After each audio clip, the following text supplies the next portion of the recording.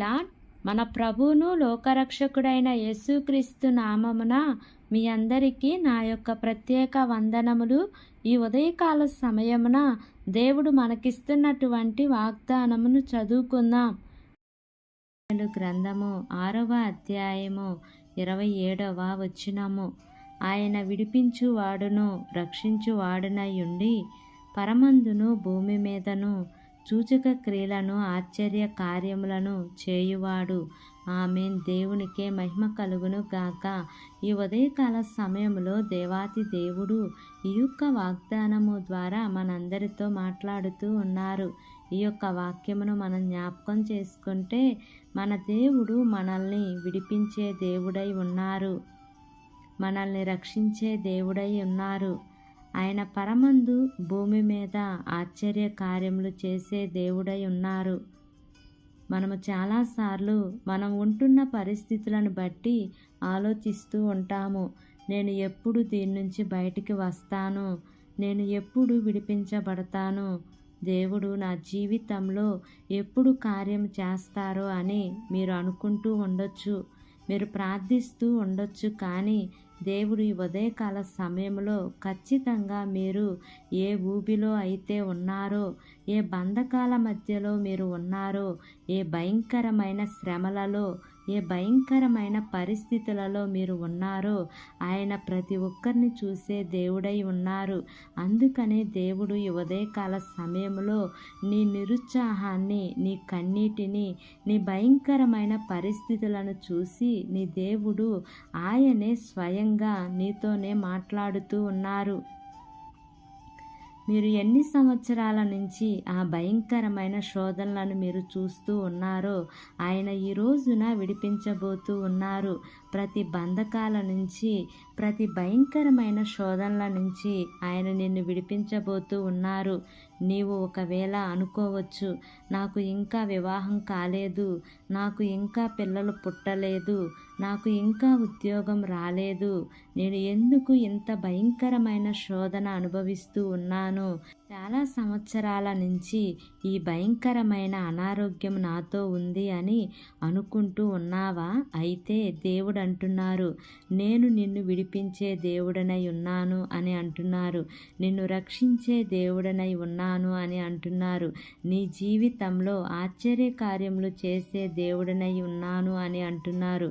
నీతో మాట్లాడినది మనుషులు కాదండి, దేవుడే ఉదయకాల సమయంలో నీతో మాట్లాడుతూ ఉన్నారు. కాబట్టి ఆయన మాట్లాడితే ఖచ్చితంగా మన జీవితాలలో నెరవేర్చబడుతుంది. కాబట్టి ఈ వాగ్దానమును నమ్మి ఈ వాగ్దానం ప్రకారంగా జీవిద్దాం. దేవుడు ఈ వాగ్దానము మనందరి జీవితములలో నెరవేర్చబడును గాక. ఆమేన్. ప్రార్థన చేసుకుందాం. ప్రేమ కలిగిన యేసయ్య, కృప కలిగిన దేవా, నీకు వందనాలు తండ్రి, నీకు స్తోత్రములు ప్రభువా. ఇంతవరకు నీ కృపలో మమ్మల్ని కాచి కాపాడిన విధానాన్ని బట్టి నీకు వందనాలు తండ్రి. మరొక దినమును మా జీవితంలో మీరు మాకు అనుగ్రహించినందుకు వందనాలు ప్రభువా. ఈ దినమంతయు మేము ఉత్సహించి సంతోషించే వారిగా మీరు చేయమని మిమ్మల్ని వేడుకుంటున్నాను ప్రభువా. ఈ వాగ్దానము మా అందరి జీవితాలలో నెరవేర్చండి తండ్రి. అయా తండ్రి, జీవితాలలో ఆశ్చర్య కార్యములు జరిగించండి తండ్రి. నీకు స్తోత్రములు ప్రభువా. ఎవరైతే నిరుత్సాహంలో, బాధలలో, ఇరుకులలో, ఇబ్బందులలో ఉండి ఈ వాగ్దానం విని ఈ ప్రార్థనలో ఏకీభవిస్తున్నారో తండ్రి, ప్రతి ఒక్క బిడ్డ జీవితంలో ఈ వాగ్దానాన్ని మీరు నెరవేర్చండి దేవా. వారి జీవితాలలో గొప్ప కార్యములు చేయండి తండ్రి. అయా మీరు వారిని ఓదార్చండి తండ్రి. అయా నేను ప్రార్థిస్తూ ఉన్నాను, మీరు వారికి సహాయం చేయమని మిమ్మల్ని వేడుకుంటున్నాను ప్రభువా. బలహీనంగా ఉన్న బిడ్డలను జ్ఞాపకం చేసుకోండి యేసయ్య. నీ బలమైన హస్తము మీరు వారి మీద ఉంచండి యేసయ్య. ప్రతి బలహీనత కొట్టివేయండి తండ్రి. నీకు స్తోత్రములయా. అయా తండ్రి, చదువుకుంటున్న బిడ్డలను జ్ఞాపకం చేసుకోండి యేసయ్య. వారి స్టడీస్లో మీరు తోడుగా ఉండండి ప్రభువా.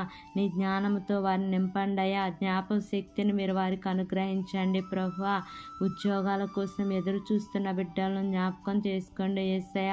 వారి యొక్క చదువుకు తగినట్లుగా వారి ఉద్యోగము పొందుకుంటానికి కృప చూపించండి తండ్రి. గర్భవతులుగా ఉన్న బిడ్డలను జ్ఞాపకం చేసుకోండి యేసయ్య. సుఖమైన ప్రసవాన్ని మీరు వారికి అనుగ్రహించండి ప్రభా.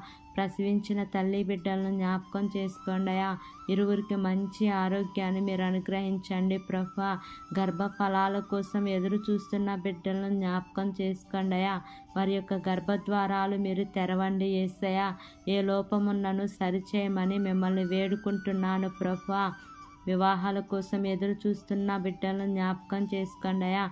చక్కటి వధూవరులను మీరు జతపరచమని మిమ్మల్ని వేడుకుంటున్నాను ప్రభా.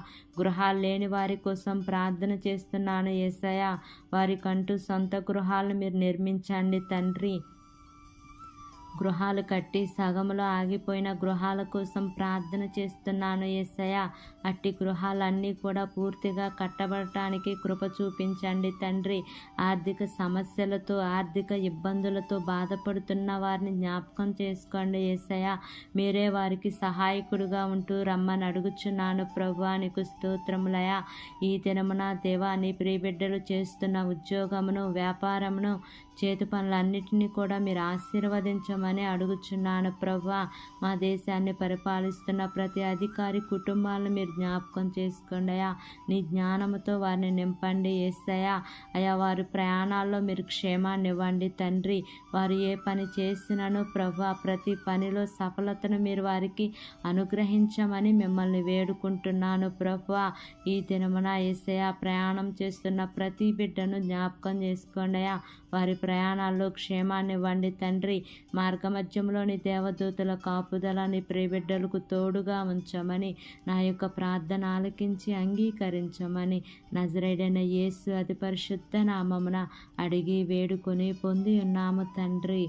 ఆమేన్ amen amen. Praise the Lord. God bless you all.